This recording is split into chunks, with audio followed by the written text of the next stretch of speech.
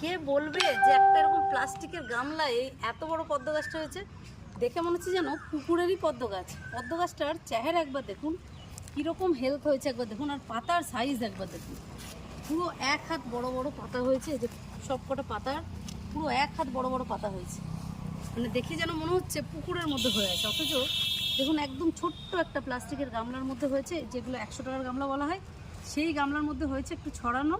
আর গাছটা কেমন হয়েছে আপনারাই বলুন কমেন্ট করে। আর এটা হচ্ছে এই যে একটা ফুল মুখটা খুলে গেছে, এটাকে আমি ফুটিয়ে দেবো, কারণ এগুলো হচ্ছে প্রচুর বড় ভ্যারাইটির পদ্ম, প্রচুর পাপড়ি।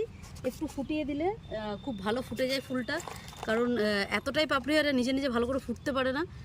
তো ফুলটার সাইজটা কীরকম ভ্যারাইটিটা কীরকম দেখুন, ফোটাচ্ছি তারপরেই বুঝতে পারবেন। যে গাছটা যেমন ভালো, ফুলটাও তেমনই, জাস্ট একবার দেখুন। এটার আইডি হচ্ছে আদিতি। আদিতিতে এই যে একটা ফুল ফুটিয়ে দিলাম, এখন এখানে আর একটা কুড়ি আছে, এখানে একটা কুড়ি আছে।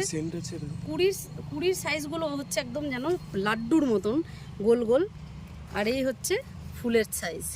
ফুলটা যেমন বড় তেমনি পাপড়ি, তেমনই সুন্দর এই কিন্তু এই পদ্মটার গঠন। গন্ধ আছে ফুলটা, হালকা গন্ধ রয়েছে, অবশ্যই রয়েছে। প্রতিটা পদ্ম ফুলেই একটা খুব মিষ্টি গন্ধ থাকে, এটার মধ্যেও রয়েছে।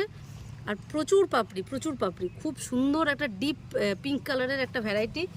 আর সত্যি কথা বলতে ফুল ফোটার আগেই গাছ দেখেই মন ভরে যায়, এত সুন্দর হয়েছে গাছটা।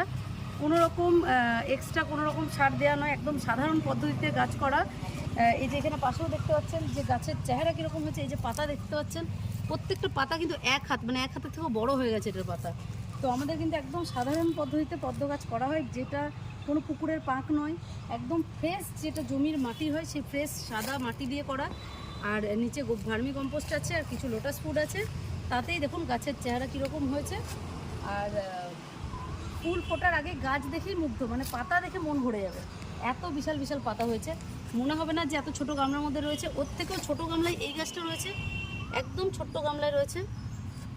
তো তাতে কিন্তু গাছের মানে হেলথে কিন্তু কোনো রকম প্রভাব পড়বে না গামলার জন্য, যদি খাবার ঠিকঠাক প্রস্তুত করা হয় আর ঠিকঠাকভাবে গাছটা বানানো হয়, মাটি প্রস্তুত করা হয়, তাহলে কিন্তু এই রকমই সুন্দর গাছ আপনাদের বাগানেও হবে, এরকম ফুলে ফুলে আপনাদের বাগানও গড়ে উঠবে। তো গাছটা কেমন লাগলো, ভিডিওটা কেমন লাগলো অবশ্যই কমেন্ট করে জানাবেন। আর আমি কিভাবে পদ্ম করি বা পদ্ম সংক্রান্ত কোনো তথ্য জানতে ইচ্ছে হলে অবশ্যই আমাকে মেসেজ করবেন, আমি যতটা সম্ভব চেষ্টা করব আপনাদেরও গাইড করে দেওয়ার।